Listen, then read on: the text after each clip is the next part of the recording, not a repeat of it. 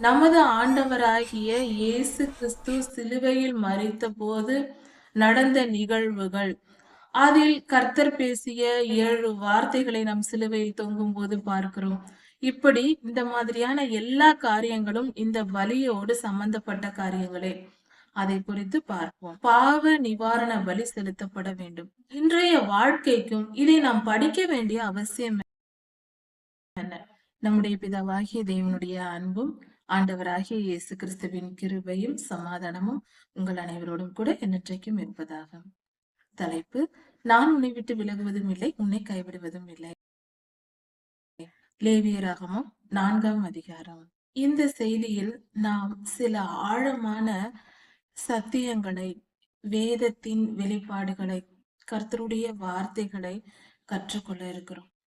இந்த காலத்தில் உலகெங்கும் கர்த்தருடைய பிள்ளைகள் துன்புறுத்தப்படுகிறார்கள். கர்த்தருடைய நாமத்தின் நிமித்தம் கொலை செய்யப்படுகிறார்கள். கர்த்தருடைய திருச்சபையானது பாதிக்கப்படுகிறது, பலவித துன்பங்களை சந்திக்கிறது. இன்றைய நாளிலும் நடந்து கொண்டிருக்கிறது, எதிர்காலத்திலும் நடக்கும், ஏற்கனவே நடந்து கொண்டும் இருந்தது. ஆபேல் ஐயாவின் காலத்திலிருந்து கர்த்தருடைய பிள்ளைகளுக்கு துன்பம் வந்து கொண்டுதான் இருக்கிறது. அது ஒரு தொடர்ச்சியான ஒரு நிகழ்வாக இருக்கிறது. அதற்கும் இந்த பலி செலுத்தும் முறைமைக்கும் ஒரு ஒற்றுமை இருக்கிறது. இதை குறித்து ஆழமாக ஒரு சில செய்திகளில் நாம் தியானிக்க இருக்கிறோம். பாவம் எங்கெங்கு இருக்கிறதோ, பாவம் எந்தெந்த காலத்தில் இருக்கிறதோ அந்த காலத்தில் எல்லாம் பாவ நிவாரணமும் தேவைப்படுகிறது. வியாதி உள்ளவர்களுக்கு மருத்துவர் தேவை. அதே போல இந்த பூமியில் பாவம் இருக்கும் வரை அந்த பாவ நிவாரணம் ஒன்றும் தேவைப்படுகிறது. கண்டிப்பாக அது தேவைதான். அப்படி இருக்க மோசே ஐயாவின் காலத்தில், அந்த காலத்திலேயே அது முடிந்து விட்டது என்று நாம் நினைக்க தேவையில்லை. வேறு வழியில் அது நடந்து கொண்டிருக்கிறது. இதை குறித்து ஆழமாக சற்று கவனிப்போம். பாவம் என்ற ஒரு சொல் இருக்கும்போது கர்த்தருடைய வார்த்தைகளை மீறி நடப்பதே பாவம். பாவம் என்பது கர்த்தருடைய வார்த்தைகளை மீறி நடப்பது. அப்படி செய்யும் போது கர்த்தருக்கு கோபம் ஊட்டுகிறோம். அப்பொழுது நம்முடைய பிதாவாகிய தேவன் அதற்குரிய ஒரு நியாய தீர்ப்பை, ஒரு தண்டனையை நமக்கு தருவார். அப்படி இருக்கும்போது நம்ம அந்த தண்டனையை அனுபவிக்கிறோம். நம்மால் தாங்க முடியாது. நம்மால் நம்முடைய பாவங்களுக்கு ஏற்ற அளவு தண்டனையை கொடுத்தால் நம்மால் தாங்க முடியாது. கொடுத்து விட்டால் நாம் அனுபவிக்கிறோம், புலம்புகிறோம், அப்பொழுது கர்த்தர் நம்மேல் இறங்கி, நமக்கு மனம் இறங்கி அந்த பாவத்திலிருந்து நம்மை காக்கும்படியாக சில வழிமுறைகளை சொல்லுகிறார். அவருடைய நீதியின் நிமித்தம் தண்டித்தாலும் அவருடைய கிருபையின் நிமித்தம் நம்மை காக்க அவர் சித்தம் உள்ளவராயிருக்கிறார். சரி, சற்று தெளிவாக பார்க்க வேண்டும் என்றால், அந்த காலத்தில் இஸ்ரவேல் ஜனங்களில் கர்த்தருடைய தேவாலயம் இருந்தது. அந்த தேவாலயத்தில் ஆசாரியர்கள் பணிபுரிந்து வந்தார்கள். ஆசாரியர்கள் அப்படி இருக்கும்போது 4 விதமான ஜனங்களை குறித்தும் அவர்களின் பாவங்களை குறித்தும் இந்த வேத பகுதியில் சொல்லப்பட்டிருக்கிறது. லேவியராகமம் 4ஆம் அதிகாரத்தில் ஒரு தேவாலயத்தில் பணிபுரிகிற ஒரு ஆசாரியர், ஒரு ஆசாரியன் பாவம் செய்தால், அந்த மனிதன் பாவம் செய்தால் எப்படி அதற்குரிய பாவ நிவாரண பலியை செலுத்த வேண்டும் என்று வேதத்தில் சொல்லப்பட்டிருக்கிறது. அது அந்த காலத்தில் சொல்லப்பட்டது, இன்றைக்கும் நமக்கு தேவையான ஒரு காரியமாய் இருக்கிறது. அதை குறித்து தெளிவாக நாம் கவனித்து பார்ப்போம். ஆழமாக ஆராய்ந்து பார்த்தால் வேத வசனங்கள் எல்லாவற்றிலும் நமக்கு இன்றைய நாளிலும் தேவைப்படக்கூடிய பல காரியங்கள் இருக்கிறது. அவைகளை கற்றுக்கொள்வோம். ஒரு ஆசாரியன் பாவம் செய்யும் போது அந்த மனிதன் தன் பாவ நிவாரணத்திற்காக, அதாவது அறியாமையினால் பாவம் செய்து விட்டார், செய்த பின்பு உணர்வடைந்து ஐயோ நான் கர்த்தருக்கு விரோதமாக பாவம் செய்தேனே என்று நினைத்து கர்த்தருக்கு பயந்து அந்த பாவ நிவாரணத்தை செலுத்த மனதுள்ளவராய் இருந்தால் அந்த மனிதன், அந்த ஆசாரியன் ஒரு இளம் காளையை கொண்டு வந்து கர்த்தருக்கு முன்பாக பலியிட்டு, அந்த பலியிடும் முறைமைகளும் கர்த்தர் சொல்லி இருக்கிறார்.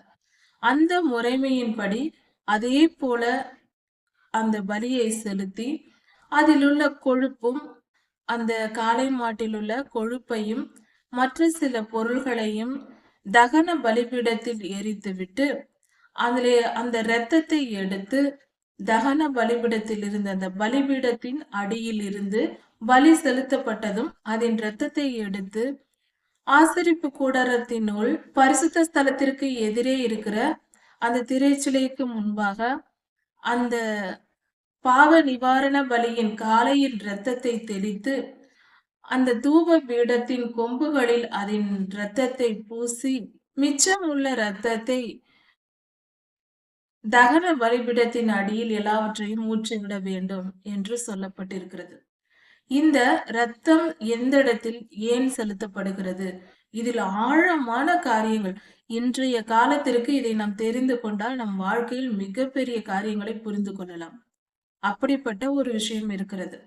அது என்னவென்றால், அந்த ஆசாரியருடைய அந்த பலியின் மிச்சம் உள்ள அந்த காளையின் சரீரத்தை, மிச்சம் உள்ள பகுதிகளை, உடலின் பகுதிகளை வெளியே எடுத்துக்கொண்டு போய் பாளையத்திற்கு வெளியே சாம்பல் கொட்டுகிற இடத்தில், ஆசரிப்பு கூடாரத்திற்கு வெளியே சாம்பல் கொட்டுகிற இடத்தில் அவைகளை போட்டு கட்டைகளை அடுக்கி அதன் மேல் இந்த மிருகத்தின் மீதி இருக்கிற அந்த காளை மாட்டின் மீதி இருக்கிற பகுதிகளை வைத்து எரித்து விட வேண்டும் என்று கர்த்தர் சொல்லி இருக்கிறார். இப்படிதான் பாவ நிவாரண பலி செலுத்தப்பட வேண்டும். இந்த முறைமைகளை கவனமாக யோசித்து பார்த்தால் நமது ஆண்டவராகிய இயேசு கிறிஸ்து சிலுவையில் மரித்த போது நடந்த நிகழ்வுகள், அதில் கர்த்தர் பேசிய 7 வார்த்தைகளை நாம் சிலுவையில் தொங்கும் போது பார்க்கிறோம். இப்படி இந்த மாதிரியான எல்லா காரியங்களும் இந்த பலியோடு சம்பந்தப்பட்ட காரியங்களே. அதை குறித்து பார்ப்போம். ஒரு ஆசாரியன் தவறு செய்யும் போது எப்படி செலுத்தப்பட வேண்டும் என்று சொன்னாரோ அப்படியே அதை செய்தார்கள் அந்த காலத்தில், மோசேயாவின் காலத்தில். அதன் பின்பு இது ஆசாரியருக்கு ஏற்ற ஒரு பலியாக இருக்கிறது.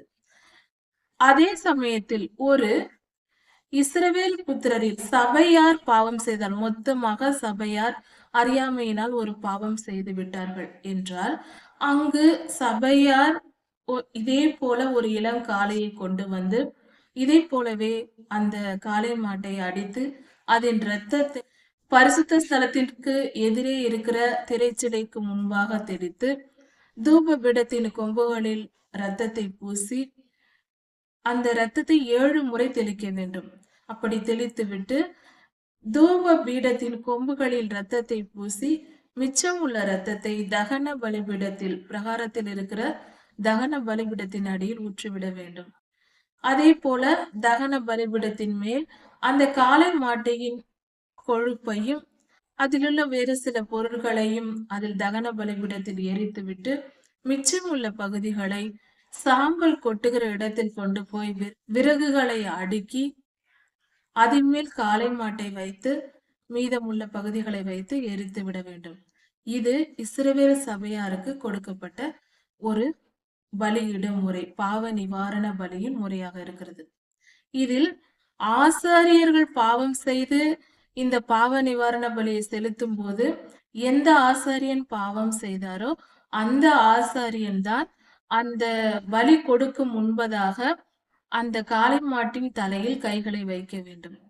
இஸ்ரவேல் சபையாரின் பாவத்திற்காக செலுத்தப்படும் பாவ நிவாரண பலியில் அந்த சபையில் உள்ள மூப்பர்கள் அந்த காளை மாட்டின் தலையின் மேல் கைகளை வைத்து அதன் பின்பு அது பலி கொடுக்கப்பட வேண்டும். இப்படியாக தான் பாவ நிவாரண பலி செலுத்தப்பட வேண்டும். இன்றைய நிலையில் சொல்ல போனால் ஒரு கலெக்டர் ஒரு பிரபு பாவம் செய்தால் அந்த மனிதன் ஒரு வெள்ளாட்டு கடாவை கொண்டு வந்து பாவ நிவாரண பலியாக தகன பலிபீடத்தின் மேல் செலுத்தப்பட வேண்டும். அதன் இரத்தம் அந்த தகன பலிபீடத்தை சுற்றி ஊற்றப்பட வேண்டும். ஆனால் இது ஆசரிப்பு கூடாரத்திற்குள் அந்த இரத்தத்தை எடுத்து செல்ல தேவையில்லை. அங்கேயே ஊற்றிவிட்டு தகன பலிபீடத்திலேயே அங்கேயே முழுவதுமாக எரிக்கப்படுகிறது. இதில் கவனிக்க வேண்டிய விஷயம், பிரபுக்கள் செலுத்துகிற பாவ நிவாரண பலி அதனுடைய இரத்தம், அந்த பலியின் இரத்தம் ஆசரிப்பு கூடாரத்தின் உள்ளே செல்வதில்லை. தூபபீடத்தின் அருகில் செல்வதில்லை. இதை குறித்து வைத்துக் கொள்ள வேண்டும். அதற்கு அடுத்ததாக ஒரு சாதாரண இஸ்ரவேலில் இருக்கிற ஒரு சாதாரண மனிதன், ஒரு குடும்ப தலைவன் அப்படி இருக்கும்போது அந்த மனிதன் அறியாமையினால் பாவம் செய்யும் போது அதற்கு பாவ நிவாரண பலியாக ஒரு வெள்ளாட்டில் ஒரு பெண் குட்டியை கொண்டு வந்து அதை பிரபு செலுத்தியது போலவே அதை போலவே தகன பலிபீடத்தில் பலியிட்டு தன்னுடைய கையை அந்த பெண் ஆட்டுக்குட்டியின் மேல் வைத்து அது வெட்டப்பட்டு அதன் ரத்தம் தகன பலிபீடத்தை சுற்றிலும் ஊற்றப்பட்டு அதன் உடல் உறுப்புகள் தகன பலியாக அங்கு பலி கொடுக்கப்படுகிறது. இப்படி பலி செலுத்தப்பட்டு கர்த்தருக்கு முன்பாக செலுத்தப்படும் போது அந்த மனிதனின் பாவம் மன்னிக்கப்படுகிறது. இதில் கவனிக்க வேண்டிய விஷயம் என்னவென்றால், ஒரு ஆசாரியன் செலுத்தக்கூடிய பலியின் ரத்தம் தூப பீடத்தின் மேல் உள்ள கொம்புகளில் பூசப்பட்டு அந்த இரத்தம் 7 முறை பிரகாரத்திற்கு முன்பாக இருக்கிற திரைச்சிலைக்கு அருகில் செலுத்தப்படுகிறது. கர்த்தருடைய சன்னதியில் இரத்தம் தெளிக்கப்படுகிறது. அதே போல சபையாரின் பாவத்திற்காக சபையார் பாவத்திற்காக பலி செலுத்தப்படும் போது அந்த காளை மாட்டின் இரத்தமும் பிரகாரத்திற்கு முன்பாக இருக்கிற திருச்சிலைக்கு முன்பாக கர்த்தருடைய சந்நிதியில் 7 தரம் அந்த இரத்தம் தெளிக்கப்பட்டு தூப பீடத்தின் கொம்புகளில் பூசப்படுகிறது. அதன் பின்பே தகன பலிபீடத்தில் மிச்சம் உள்ளது ஊற்றப்படுகிறது. இப்படி எல்லாவற்றிலும் இதை ஏன் இப்படி குறிப்பிட்ட முறையில் இதற்கு ஒரு ஃபார்முலா போல கர்த்தர் அமைத்து இதை ஏன் இப்படி சொல்லி இருக்கிறார்? இதற்கும் இன்றைய வாழ்க்கைக்கும் இதை நாம் படிக்க வேண்டிய அவசியம் என்ன? நம்முடைய ஆண்டவராக இயேசு கிறிஸ்து அந்த பலியை கொடுத்து முடித்து விட்டார் சிலுவையில். ஆனால் இதன் பொருளை அறிந்து கொள்வதும் இன்றும் இந்த காரியங்களில் உள்ள ஆழமான சத்தியங்கள் நாம் பின்பற்ற வேண்டிய பல காரியங்களும் உலகில் நடக்கிற பல காரியங்களை தெரிந்து கொள்வதற்கும் இந்த விஷயங்கள் நமக்கு மிக சுலபமாக கர்த்தருடைய வசனங்கள் நமக்கு புரிய வைக்கிறதா இருக்கிறது. கிறிஸ்தவர்களின் உபத்திரவத்திற்கும் இந்த பலி செலுத்தும் முறைமைக்கும் உள்ள தொடர்பு என்ன? அன்று ஆண்டவராகிய இயேசு கிறிஸ்து பாவ நிவாரண பலியாக காளை மாடு கொடுக்கப்பட்டது போல ஆசாரியர்கள் அறியாமையினால் செய்கிற பாவத்தை மன்னிப்பதற்கு பாவ நிவாரண பலியாக காளை மாடை கொடுத்தது போல நமது ஆண்டவராகிய இயேசு கிறிஸ்து 2000 வருடங்களுக்கு முன்பாக சிலுவையில் தம்மை தாமே ஒப்பு கொடுத்தார். லேவியராகமம் 4ஆம் அதிகாரத்தை தயவு செய்து எடுத்து படித்து பார்த்தால் அதில் பாவ நிவாரண பலி எப்படி கொடுக்கப்பட்டதோ அதில் ஒரு துளி அளவும் மாறாதபடிக்கு அப்படியே ஒரு குறைவும் இல்லாதபடிக்கு ஆண்டவராகிய இயேசு கிறிஸ்துவுக்கும் அதே ஒரு காளை மாட்டை செய்கிறது போல செய்தார்கள். இதை நாம் அதை கவனிக்கும் போது அதை தியானிக்கும் போது மிக பயங்கரமாகவே இருக்கும், சொல்ல முடியாது. அந்த அளவுக்கு துன்புறுத்தப்பட்டிருக்கிறார் நமது ஆண்டவராகிய இயேசு கிறிஸ்து. இதை படித்து பார்த்து இதை ஒப்பிட்டு பார்க்கும் போது நமக்கு இது தெளிவாக புரியும். கொடுமைப்படுத்தப்பட்டிருக்கிறார். அந்த காளை மாட்டை எப்படியெல்லாம் சித்திரவதை பண்ணுவார்களோ அதை பலி கொடுக்கும் போது அதே போல ஆண்டவராகிய இயேசு கிறிஸ்துவுக்கும் நடந்திருக்கிறது. இதை லேவியராகமம் 4ஆம் அதிகாரத்தை தயவு செய்து எடுத்து வாசித்து தெரிந்து கொள்ளவும். இதை பற்றியும் இந்த பலிகளை குறித்தும் வரும் செய்திகளில் தொடர்ச்சியாக அடுத்த செய்தியில் இதை குறித்து பார்க்கலாம். இது மிக மிக ஆழமான சத்தியம். இது நம் வாழ்க்கைக்கு இன்று பயன்படுகிற சத்தியம். இது தேவையில்லை என்று ஒதுக்க வேண்டியதில்லை. அப்படி செய்யவும் கூடாது. நமக்கு தேவையானதை மட்டுமே ஆண்டவராகிய இயேசு கிறிஸ்து நமக்கு தந்திருக்கிறார். நம் தேவன் நல்லவர். அவருக்கு குப்பைகள் பிடிக்காது. அவர் நன்மையை மட்டுமே நமக்கு தருகிற தேவனாய் இருக்கிறார்.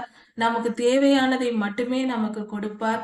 அதனால் அவரை விசுவாசித்து கர்த்தர் மேல் உள்ள அன்பினால் விசுவாசித்து இதை தயவு செய்து இந்த வேத பகுதிகளை ஆராய்ந்து பார்க்கும்போது நம் வாழ்க்கையின் பல ரகசியங்கள் நமக்கு புரியும்.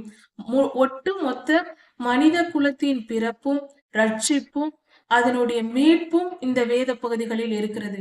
இதை குறித்து அடுத்த செய்திகளில் தொடர்ந்து பார்க்கலாம். கர்த்தர் உங்களை ஆசீர்வதிப்பாராக. மாரநாதா.